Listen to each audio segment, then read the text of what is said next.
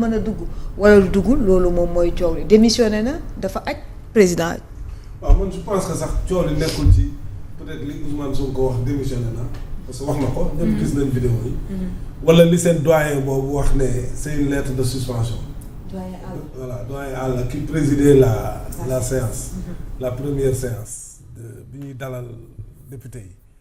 donc pour man c'est pas ça. pour man ce que dit le droit moo am solo. parce que ñoom ay nit kese lañ mën nañ juum comme président ni mu waxee woon ne aussi je pense Ousmane Sonko dafa suspendre pour man yooyu yëpp ay waxi benn nit la rek mais lii di yoon wax loolu moo am solo parce que ci li yoon wax la ñu war a tënku c'est là où c'est important balaa may ñëw sax ci loolu parce que dama seetaan sànq ay Aïssata Tall Sall muy relater forme bi ñu leen convoqué. xam nga lañ leen convoqué minuit moins quart xaw ma minuit moins quart pour di ko quelle est l'urgence c'est-à-dire c'est là où je dis que ces gens-là ils jouent avec le pays c'est-à-dire yéen mënu leen xumtoo seen benn affaire dem waxtaane ko ci benn coin après vous voulez le valider le président Malick Ndiaye génn il convoque les gens à minuit. ça veut dire que c'est pas quelque chose de mûrement réfléchi. Ils agissent comme ça mais loolu Fatima instinct par. loo xam ne dëkk bi ñun ñoo ko bokk dëkk bi la ñuy wax dëkk bi. c'est-à-dire on parle du Sénégal le pays c'est-à-dire comment les gens peuvent être aussi légers en termes de prise de décision yéen daal vous vous réunissez en groupe dans une chambre et vous voulez décider pour les 18 millions de Sénégalais de cette manière-là loolu nag xam nga lan la may wax que ni nit ñooñu nekkuñu maanaam à la hauteur de leur responsabilité maanaam nit ñooñu fi responsabilité yi ñu leen jox da leen sut ba mu ëpp parce que yenn comportement yi aussi boo ko gisee amul leneen lu muy signifier loolu lay signifier mais munoo nekk président de l'Assemblée nationale du Sénégal Fatima. xoolal ñi fa nekkoon xoolal ñi fa jaar nga nekk deuxième personnalité de ce pays-là am honorabilité boobu ngay poser acte yu mel nii ba pare bëgg ko jàllale ci yenn anam yi. samedi minuit ngay convoquer ay réunion pour le lendemain déjà yow mi démissionné sax nee nañ waroo foon nekk c'est-à-dire yow quand tu remets ta démission yow ca réunion bañ koy constater toi tu fais plus partie du bureau. fa nekk yow yaa doon jiite yow mënoo fa nekk donc toi tu remets ta lettre et l'initiative de la convocation ne doit pas te revenir donc loolu pour man loolu day wane démission bi ak ni ñu jaaralee réunion bi minuit convoqué le lendemain un dimanche de Pentecôte de surcroît ñu am sax respect pour les gens ñu am sax respect parce que quand même c'est un dimanche un jour non ouvrable ensuite quand même c'est dañuy célébrer Pentecôte suñu mbokk chrétiens yi xanaa yooyu sax mais malgré xat yooyu yëpp yow ton problème mooy il faut que mardi ñu def plénière bi à quelle fin est-ce que def plénière bi mardi ñun dafa am lu ñuy apporter ñun sénégalais lambda ban intérêt lañ ci am donc li ñuy def c'est pas les intérêts des sénégalais parce que dëgg tamit dëgg la rek li ñuy def du intérêt Sénégal ce sont les intérêts d'un groupe mais intérêt d'un groupe nag mënul nekk au-dessus des intérêts des sénégalais c'est pas possible parce que li ñu leen dénk sénégalais yi ñoo ko moom.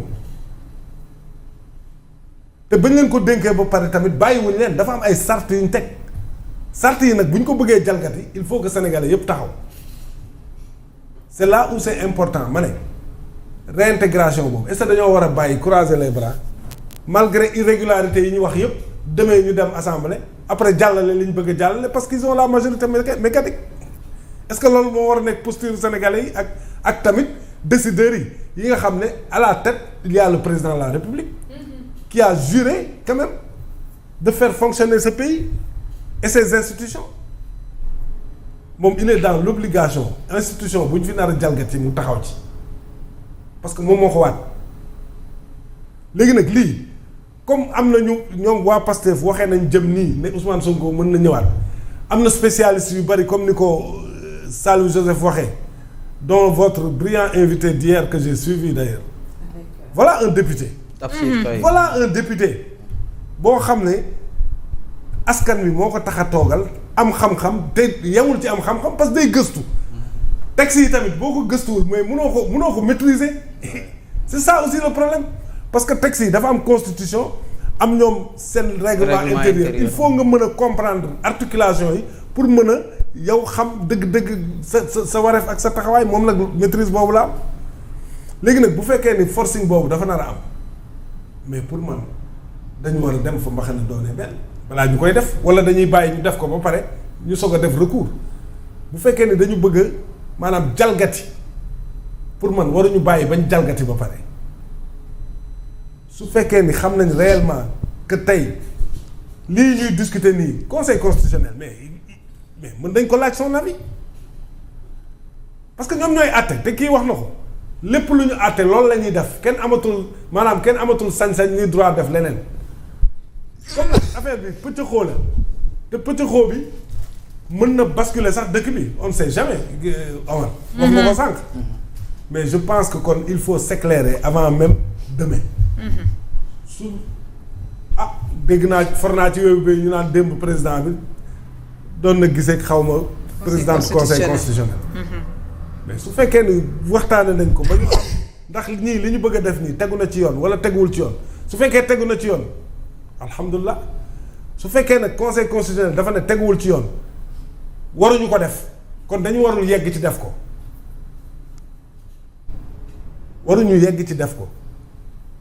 man loolu moo ci sama gis-gis waruñu yegg ci def ko dañ leen ko war a empêcher parce que mënuñu bàyyi aussi ay députés yi nga xam ne ñoo war a légiférer ñoom ñooy tëggi loi mënuñu leen bàyyi tamit ñuy jalgati yoon bi mais dëkk bi tamit fan lañ ne pour assouvir les ambitions d'une personne quand même yéen pour ngeen yegg foofu vous êtes prêts à tout affaire yi amatul sax d'essence mais nañu jël dëkk bi ñu c'est-à-dire tant qu'ils étaient dans l'opposition loolu opposition lañ ne mais saa waay ñii ils sont au pouvoir Fatima. ak pouvoir li mu ëmb yëpp ñu jox leen ko ne leen doxal leen dëkk bi mais wax dëgg yàlla fi ñuy def ak fi ñuy teg seen tànk voilà pour des gens yoo xam ne amuñu parti pris faruñu fii wala faruñu fii quand même bu ñu gisee situation yi tu as mal parce que aussi li ñuy def nii waruñu ko def personne n'a le droit de mettre en danger notre pays personne koo mën a doon nag rawatina nag nga bëgg yow say plaisir u bopp ak li ngeen bëgg yéen en tant que groupe non loolu du yoon parce que dëkk bi aussi ñun ñoo opté nekk république ñoo opté def démocratie yooyu nag dafa am ay règles ak ay yoon yoo xam ne dañ ko war a respecter tout le monde est tenu de respecter les règles et les lois maintenant nag soo ko mënul respecter nag aussi l'État doit faire en sorte que tout le monde le respecte moi je pense que loolu mooy république loolu mooy État mais nag pour cette affaire là dëkk bi fi mu toll nii fu garaaw la toll xam nga yow li nga wax sax loolu loolu c'est dans la République c'est dans la marche de la République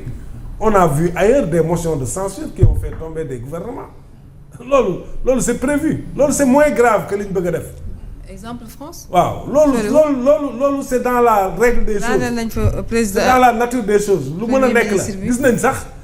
président boo xam ne dañ ko minoriser ci élection législative il est obligé de prendre le premier ministre ci opposition gis nañ ko en France. mais ça c'est dans des pays yoo xam ne nii gars yi ils acceptent de. oui mais xam nga c'est les rapports entre l'exécutif ak le législatif warul doon ay maanaam dañu war a jiital intérêt parce que supérieur la nation parce que il faut que exécutif ak législatif ànd di liggéey pour dëkk bi di dox. mais tant que exécutif ak législatif et puis li gën a graaw mais ça retarde le pays. li gën a graaw éviter le syndrome de Togo. est-ce que yéen xam nañ li nga xamante ne parce que depuis bi ñu changé seen constitution bi ba tey ji foofu désormais régime parlementaire la ñu yor le président de la République à titre honorifique et symbolique donc la nekk foo ña seen bee jiite donc yooyu yëpp également mën nañ ko dund